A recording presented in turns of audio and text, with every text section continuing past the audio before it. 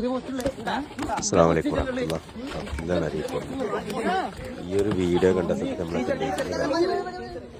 ഞാൻ വളരെ സങ്കടത്തോടെ കണ്ണു നിറഞ്ഞിട്ടാണ് ഈ വീഡിയോ കണ്ടത്. താല്പര്യമില്ലാണ്ടായിട്ടല്ല, പക്ഷേ ഇതൊക്കെ കാണാക്കാൻ വയ്യ.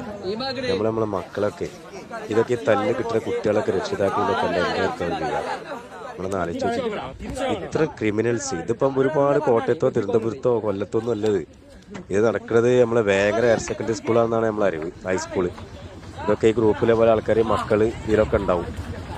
അപ്പോൾ ഇത്തരം ക്രിമിനൽസ് വെച്ച് പൊറപ്പിക്കാൻ പാടില്ല. ഇതൊക്കെ എല്ലാ ഗ്രൂപ്പും ഷെയർ ചെയ്യാം, എല്ലാ ഗ്രൂപ്പും ഷെയർ എല്ലാവരും കാണേണ്ടത്.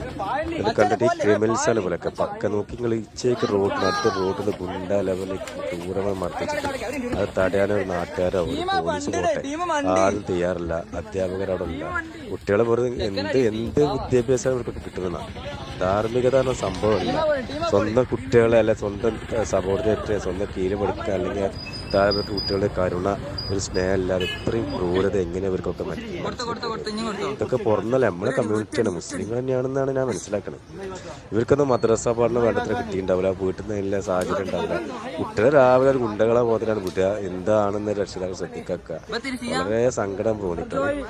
നമ്മളെ ഈ വേങ്ങരയൊക്കെ എന്ന് പറയുമ്പോൾ നമ്മളെ ഈ ഗ്രൂപ്പിൽപ്പെട്ട ആൾക്കാരൊക്കെ മക്കളോ അല്ലെങ്കിൽ ആരെങ്കിലുമൊക്കെ അധ്യാപകരോ ബാക്കിയുള്ളവരൊക്കെ പഠിപ്പിക്കുന്നവരൊക്കെ ഉണ്ടാവുമല്ലോ, അവരൊക്കെ ശ്രദ്ധിക്കും വേണ്ടിയാണ് ഈ ഗ്രൂപ്പ് മാക്സിമം ശരിയായി. കുട്ടികളെ ഈ ആക്രമിച്ച കുട്ടികൾ ചിലപ്പോൾ അടി കൊണ്ടുപോയി അതിലും വലിയ ക്രിമിനൽസ് ആയിരിക്കും.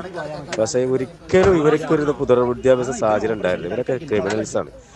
ഇവരൊക്കെ ജയിലിൽ കൊണ്ടുപോയി തള്ളിയിട്ട് ഇവരൊക്കെ തുടർ വിദ്യാഭ്യാസം പഠിച്ചിട്ട് ഇവരൊക്കെ മര്യാദ പഠിപ്പിക്കണം. അല്ലാതെ ഒന്നും ആരും കാണാതെ പോലെ ഒരിക്കലും പ്രതീക്ഷിക്കണം.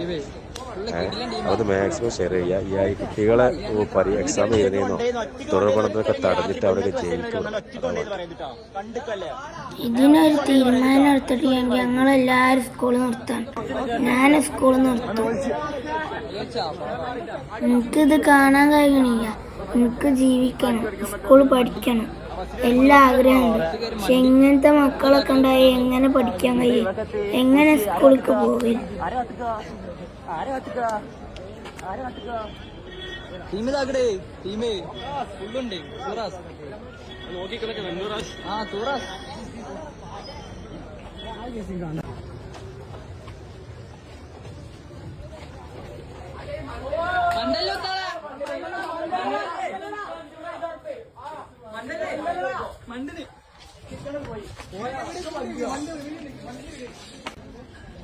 ടീമേ